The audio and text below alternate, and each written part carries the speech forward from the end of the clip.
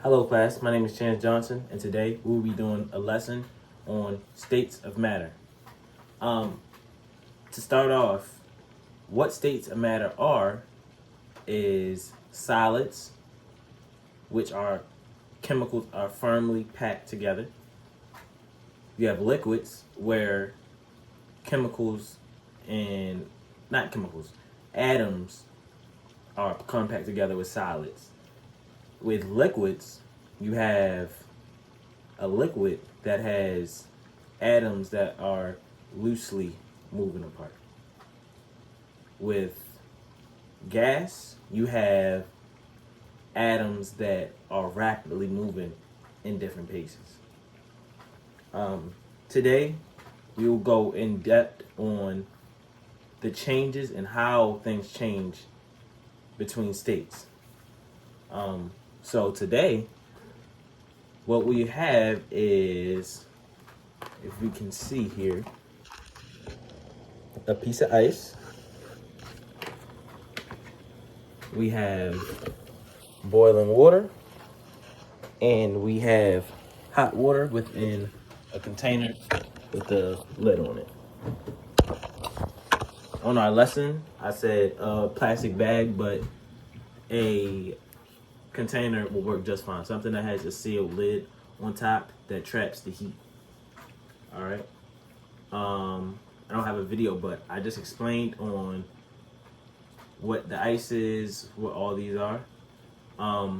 So today we're gonna talk about, for the first activity, we're gonna talk about solids to liquids.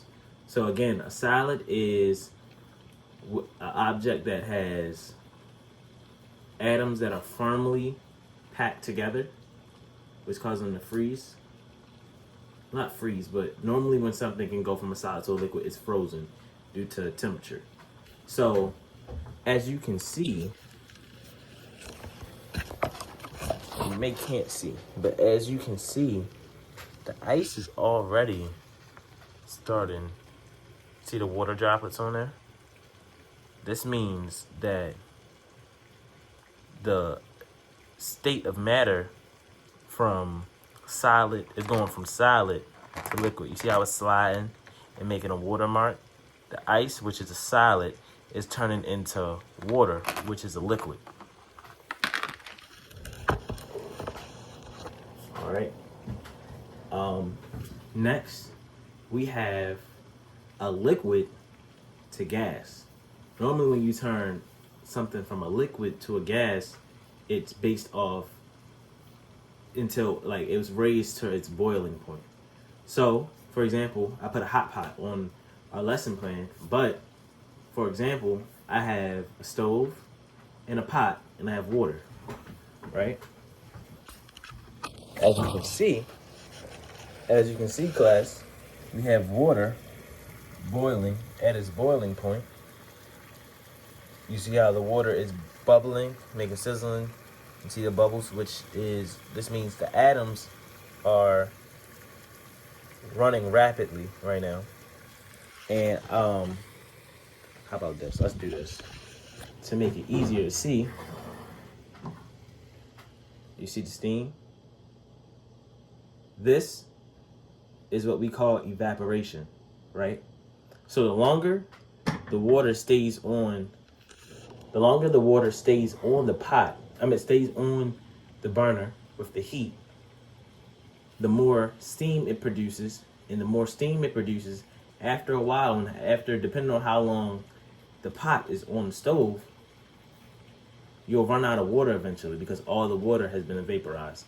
So again, we have the pot with the boiling water. The steam is creating, the evaporation is creating steam, which is released up into the air as a gas, right? So if I was to keep this pot of water on the stove for X, Y, and Z amount of time, all this water, it will be no more water in the pot, and it will just be the pot heating because all the water has been evaporized. Next, we have condensation, which is a neat one. right? So condensation is, it's almost it's a form of evaporation, right? So condensation is a gas going to a liquid, right? So give me 1 second. Yes. The condensation is a gas going to a liquid. So what I did for an example is I took some of the hot water that was in my pot and I put it in a container and put a lid on it. So first, before I show you condensation, see how I said I had a hot pot? Do you see the steam coming from the container, which is, again, what do we call it? Evaporation. But with the top on it, it creates a pretty neat, unique situation. So, as you guys can see, I have a top that has, looks like mini bubbles on it, right? Wet bubbles in it. I can show you. See how I make a line? So it's water. It's almost like you've been in a car and it's a late night and it's rainy and it's cold outside and you're in the back seat of your mom's car back when you were young, and you can draw on the window because the windows got a little bit foggy, right? That was your body heat, and it's cold outside, and it's your body heat inside. Your body heat is releasing, hitting the cold window, causing the steam to be almost make a water substance, right? So this is what happened here. We have a whole bunch of steam that was trapped, that was sealed off. That's what the plastic bag would have been used for, a seal to have those air bubbles to be at the top. But instead, I used the top, which I'm glad I used the top because you can see it better. So that steam that was rising up and rising and rising and rising, but it couldn't get outside of this top, stick to the surface. So now you have water molecules, which came from steam, turned into a liquid on top of this top, right? But you can see I move my hand around the top, and now my hand had water on it.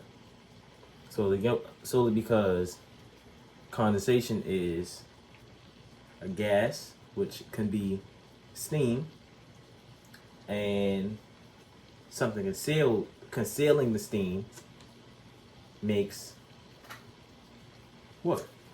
It makes condensation. Another great example is when you get in the shower. You close your door, you close the bathroom door, turn your shower on to the heat that everybody likes, and you're in the shower for 20, 25 minutes. And it gets foggy and real steamy in the bathroom. And then you get out the bathroom, you look at the mirror that's in your bathroom, oh, it's foggy. This is the same idea as if this was a shower. This is a bathroom mirror, and you're getting out the shower. Steam from the closed door within your bathroom. Steam can't go anywhere else, right? And you can get condensation on anything. Condensation doesn't just show up on your mirror. It can show up on the walls, depending on which kind of walls and tiling you have on your wall. But the mirror has little condensation just like this on top. It makes water, and you can draw and have fun. Everybody did it when they were younger. So that was what temperatures kind of, like I said, temperatures kind of really matter within states of matter. So, for example, like I said, when you have a solids start off normally in states of matter cold, right? in the state of water, we're going to talk about water here. In the state of water, when water reaches a certain temperature, it gets, those molecules start to compact, making a solid. Now they're froze, stuck together, that makes a solid, right? So again, now I started off with ice, but now you got a better look at it. So water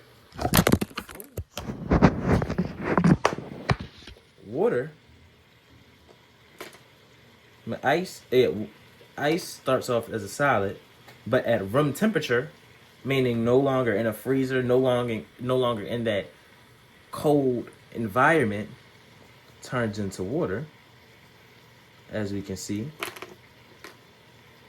water in there, sitting right there, which is from the ice that's been sitting out in room temperature. Then, from my room temperature water, room temperature water was the water that I put into the pot before I turned the stove on. Again, makes condensation, right? Well, let me retract. Water that's at room temperature and put on a stove or on a hot plate makes, and the water is getting to this boiling point, which creates bubbles, steam, which produces evaporation. Evaporation, which is from a liquid, the water, to a gas, because the boiling point turned it to a gas. And then, from, like I just said, our condensation, steam trapped somewhere creates water.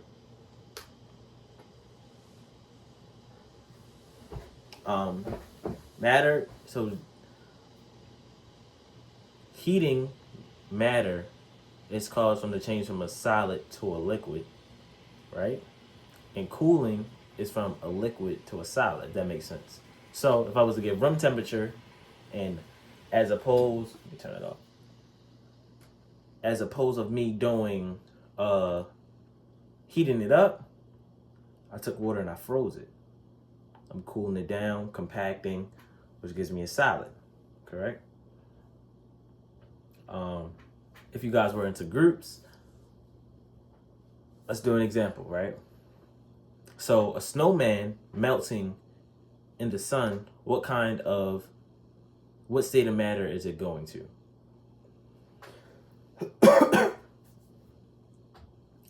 A snowball in the sun, let's think about it. You have a cold snow that's at a certain point. You have the sun that produces heat shining down on the snow, which would be almost like ice being in room temperature. It goes from a solid to a liquid, right? Another example, we have a puddle of water outside, right? You have a puddle of water and it's 100 degrees outside. Small puddle of water, 100 degrees outside. We take the heat, so much heat, water gets warm, hot, water evaporates up. Then, again, we get in the shower, water's up high, shower doors closed, bathroom door closed. After time, steam gets on the mirrors, walls, that produces water molecules, which would be condensation. After this, I really hope you guys enjoyed this presentation.